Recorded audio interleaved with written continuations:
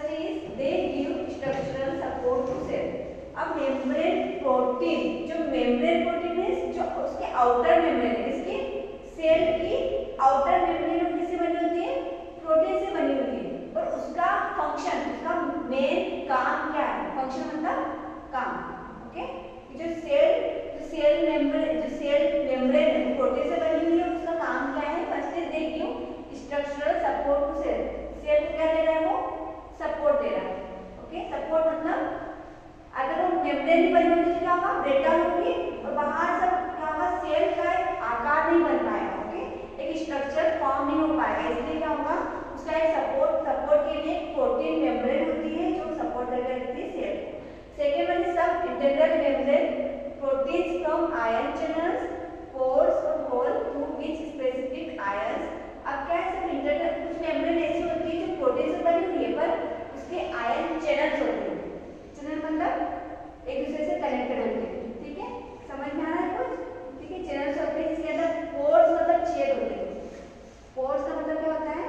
छेद। या फिर पोर्स को आप क्या बोल सकते हैं? होल। होल मतलब छेद होना। ओके, एंड कहाँ पे होगा? स्पेसिफिक आयंस में। यहाँ पे हम बात कर रहे हैं आयन चैनल्स की बात कर रहे हैं जिसके अंदर क्या होते हैं? स्मॉल स्मॉल पोर्स होते हैं। Okay, clear?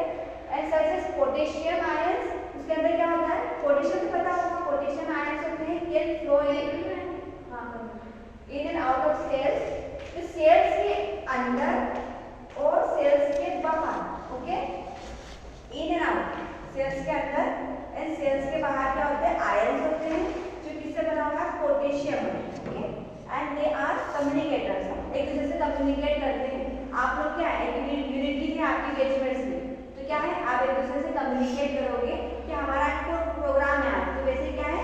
ये भी क्या है? एक दूसरे से कम्युनिकेट करते हैं कि how to clear the ions and binding. आप एक दूसरे से कैसे बाइंड होते हो?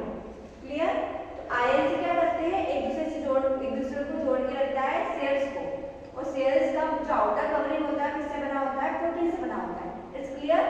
एंड नेक्स्ट इज सब internal proteins act as carrier transporters. Carrier मतलब ले जाना, ट्रांसपोर्ट करना। ओके, एक पार्ट से दूसरे पार्ट में। That is selectively moving an ion from one side of the membrane to the other. ठीक है, एक साइड मेम्ब्रेन मूवमेंट कर रहा है, एक साइड में जो है एक साइड से दूसरे साइड में क्या हो रहा है? मूवमेंट कर रहा है। एक साइड में सेल, एक से दो सेल बनते हैं, दो से तीन बनते हैं, तीन से मल्टीपल सेल बनते हैं, मल्टीपल सेल से मिलकर टिश्यू बनता है। ओके, तो सेल्स को कौन बाइंड करता है? प्रोटीन। और वो मल्टीपल आयंस होते हैं जिसके अंदर पोटेशियम होता है जो क्या करता है? बाइंडिंग बांध के रखता है। And carrier protein change shape to move material across the cell membrane. जो प्रोटीन्स होते हैं कैरियर प्रोटीन, तो क्या होगा? कुछ सेल्स का साइज अलग होता है, कुछ सेल्स का साइज डिफरेंट होता है। तो क्या करेगा? जो ट्रांसपोर्ट करेगा तो मटेरियल का जो सेल है साइज क्या करेगा? साइज एंड शेप चेंज कर देगा। ओके, सबका अलग अलग होता है, हमारे ऑर्गन्स पे अलग अलग है।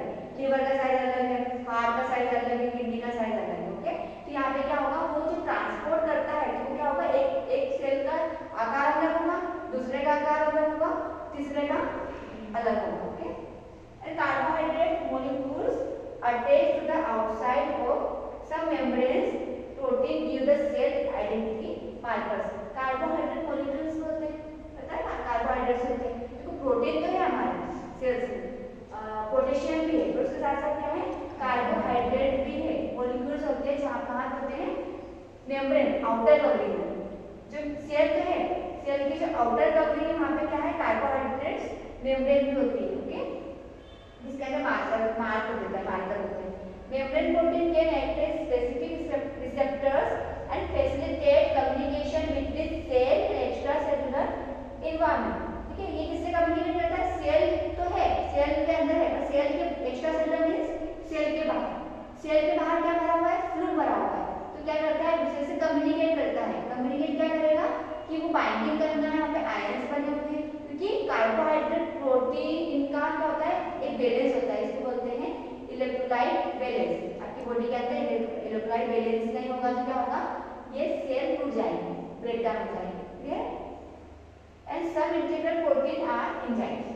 तो इसके अंदर क्या है? कुछ प्रोटीन्स क्या है? प्रोटीन तो एंजाइम की तरह होता है। तो एंजाइम कैसा होता है? एकदम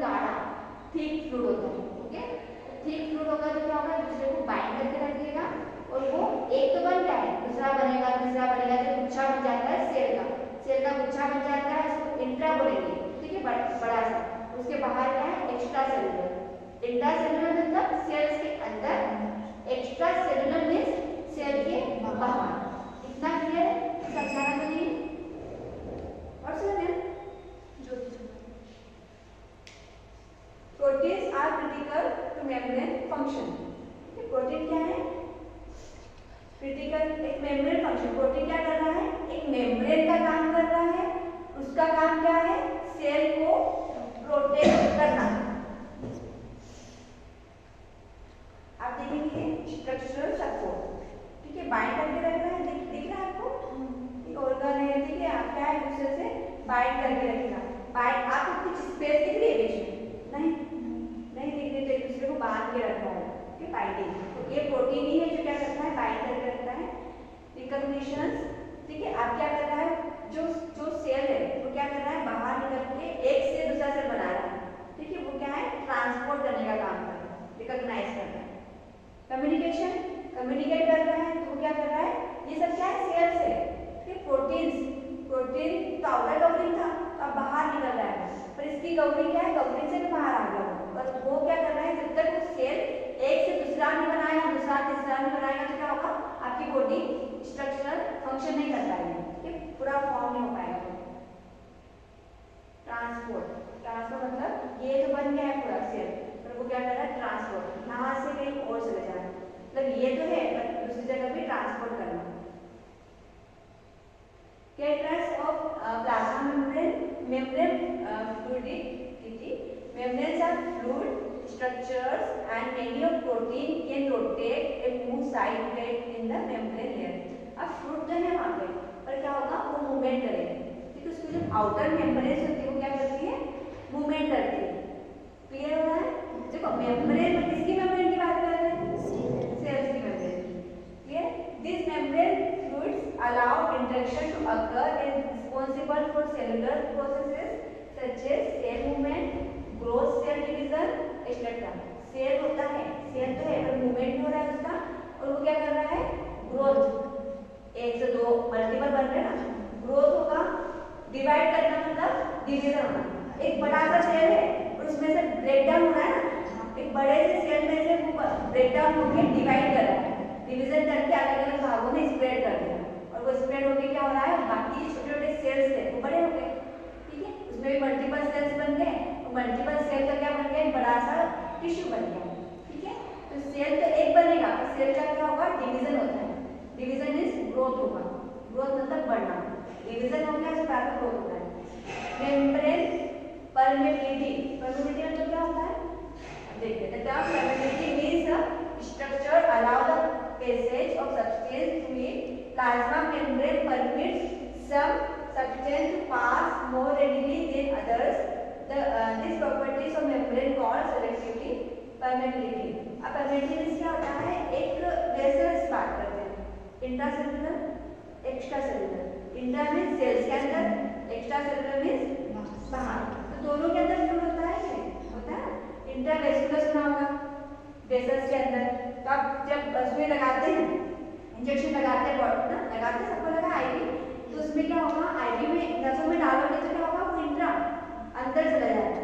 अगर आप जैसे ही नीडल को बाहर नसों के बाहर कर गए इंजेक्ट, और कोई ब्लड नहीं आ रहा, तो क्या होगा, वहाँ पे आप जितना भी फ्लूइड हो गए तो यहाँ पे स्वेलिंग आ जाएगी, क्या होगा, फ्लूइड इकट्ठा हो जाएगा, कहाँ पे इकट्ठा होगा, सेल्स के अंदर बढ़ जाएगा ना, फ्लूइड टिश्यू के अंदर बढ़ जाएगा, मसल्स के अंदर बढ़ जाएगा, तो क्या होगा, एकदम से एडिमा हो जाता है, बड़ा सा हो जाता है, ठीक है, यहाँ पे, और सूजन भी होती है और दर्द भी होता है। तो क्या एक्स्ट्रा कहाँ पे चला गया, एक्स्ट्रा सेलुलर, एक्स्ट्रा मतलब सेल के बाहर चला गया फ्लूइड, हमको कहाँ डालना था फ्लूइड को, सेल्स के अंदर, तो कहाँ चला गया, सेल्स के बाहर। तो दोनों चीज होती है, इंट्रा मतलब सेल्स के अंदर, और एक्स्ट्रा मींस सेल के बाहर। आप यहाँ देख सकते हैं फोटो से, transportation across the plasma membrane. Fatty acid tails phosphate head protein से बना हुआ है, and phospholipid bilayers membrane carbon. जितने भी इलेक्ट्रोलाइट्स होते हैं, कार्बोहाइड्रेट, प्रोटीन, पोटेशियम, ये सब इससे सबसे मिलकर क्या बना होता है, सेल बना होता है, सेल मेम्ब्रेन। मेम्ब्रेन होता है आउटर कवरिंग, प्रोटीन हमारे स्किन में क्या है, आउटर है, स्किन भी किससे बनी हुई है, प्रोटीन से बनी हुई है,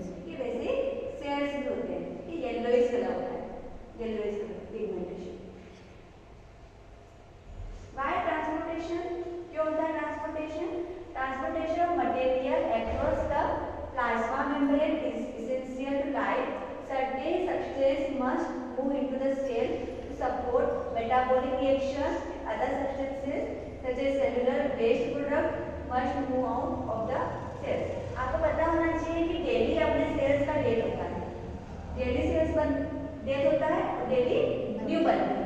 जैसे सेल का डेट हुआ तो जो डेट सेल्स होते हैं खराब वाले सेल्स तो क्या होगा, वो डेट हो जाएगा और नए वाले सेल्स बनते हैं। तो क्या होगा, ट्रांसपोर्टेशन भी होगा।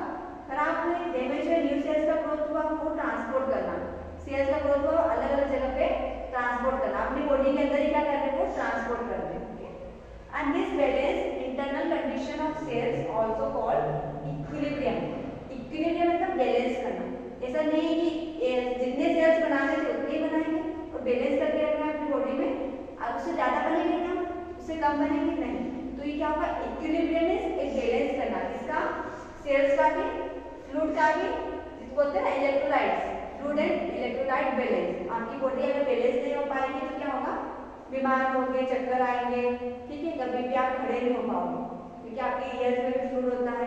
पूरी बॉडी क्या है, सेल्स बनेगी, ठीक है, पूरी अगर सेल्स नहीं होंगे तो टिश्यू नहीं बनेंगे, टिश्यू नहीं बनेंगे तो ऑर्गन्स जीवित नहीं रह पाएंगे। तो डेली क्या फॉर्म होते हैं, नए सेल्स बनते हैं अपनी बॉडी। स्किन का भी सेम है, किसी को क्या होगा, स्किन में भी पिंपल्स होते हैं, ये प्रोटीन होता है ना, ठीक है, पिंपल्स होते हैं तो दूसरे दिन तो क्या होगा, चला जाता है, ठीक हो जाता है।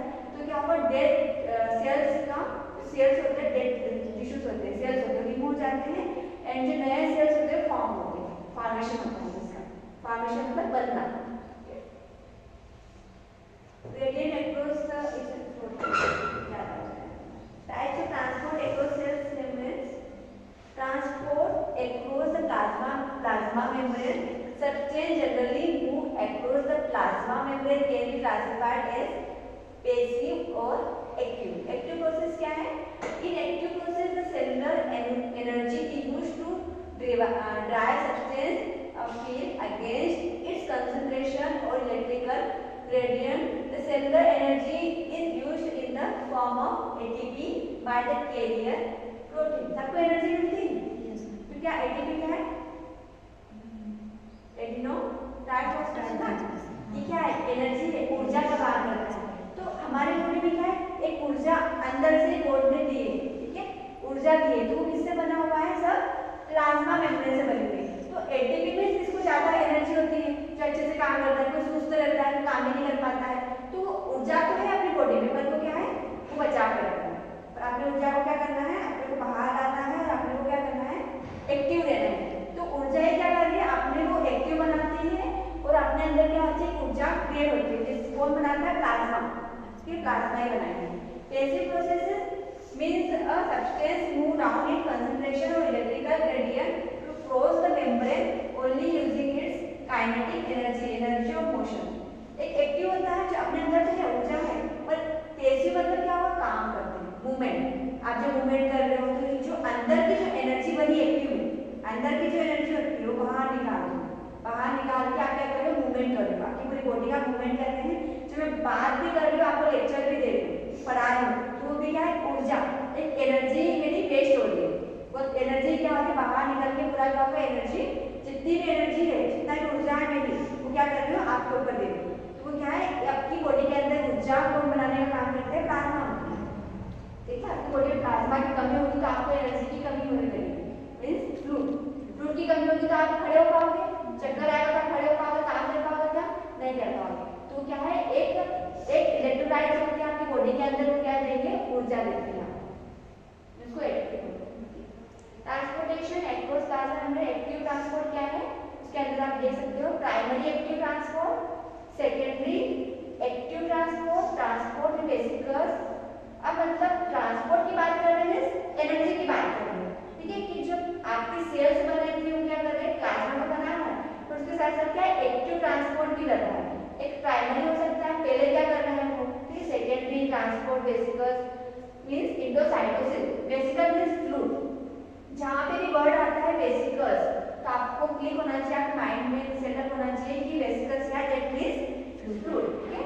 तो क्या है, इंडोसाइटोसिस, सेल्स के अंदर, इंडो मतलब सेल्स के अंदर, एक्सो मतलब बाहर, एक्सोसाइटोसिस, ट्रांससाइटोसिस, सेल्स ट्रांसपोर्ट करना, ठीक, एक से दूसरे में। पैसिव ट्रांसपोर्ट में डिफ्यूजन, सुना डिफ्यूजन आपने 10th 12th में सुना होगा,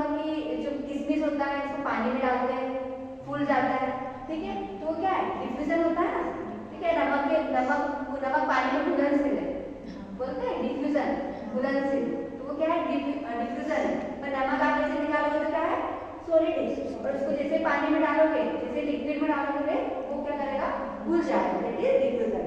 सिंपल डिफ्यूजन जैसे क्या सेल्स के अंदर भी होता है ना, facilitated diffusion, channel mediated, carrier mediated, है ना।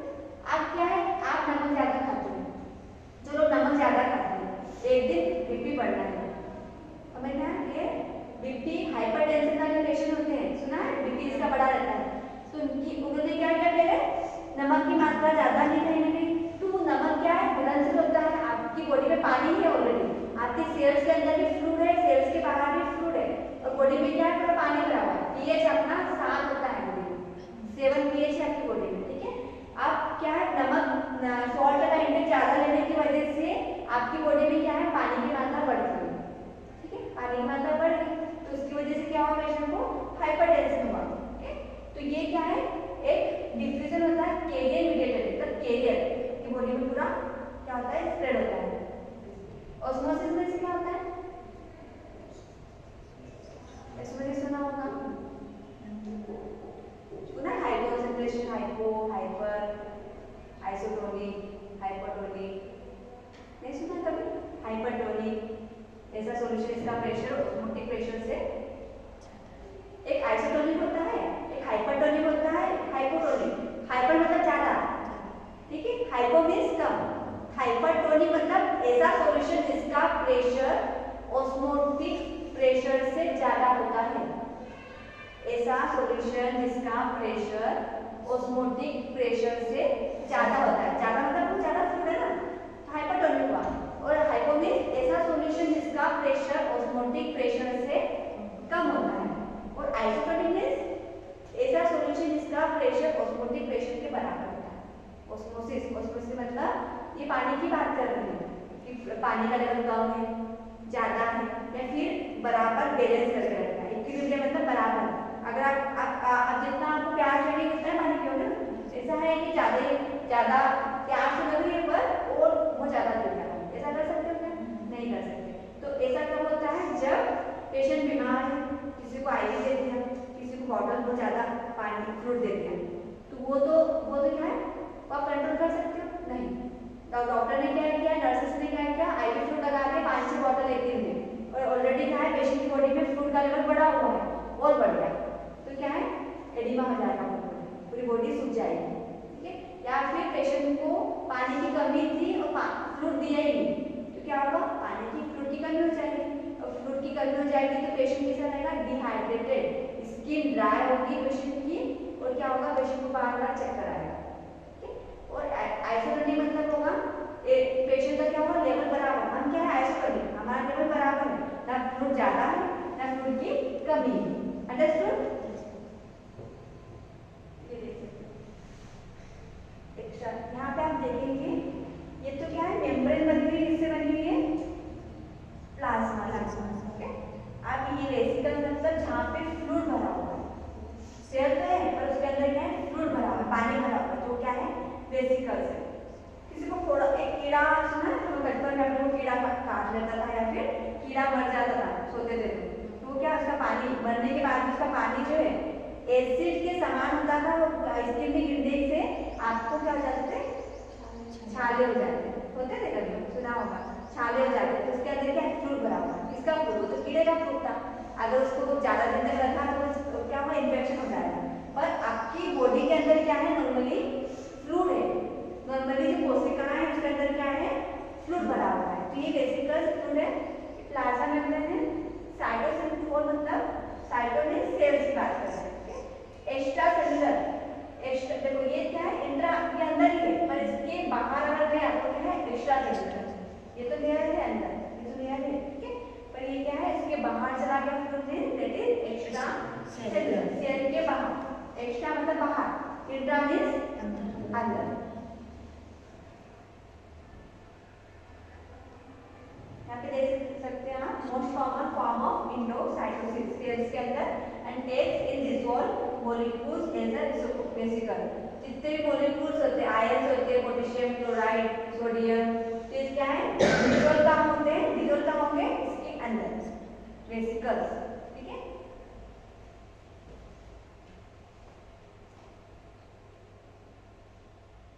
डिफ्यूजन क्या होता है हम देखते हैं, क्योंकि आपको नहीं पता डिफ्यूजन क्या है, ठीक है। आपको सिलेबस देखा, फर्स्ट यूनिट में है सेल, ठीक है, जो मैं पढ़ा रही हूँ वही चीजें उसके अंदर देखा है, जीएनए में पीएससी ऑल्सो, ठीक है। तो ये डिफ्यूजन होता क्या है देख लेते हैं। पैसिव प्रोसेस, ये क्या है, दैट इज पैसिव प्रोसेस। इसको बंद करके चालू कर, ज्यादा बताया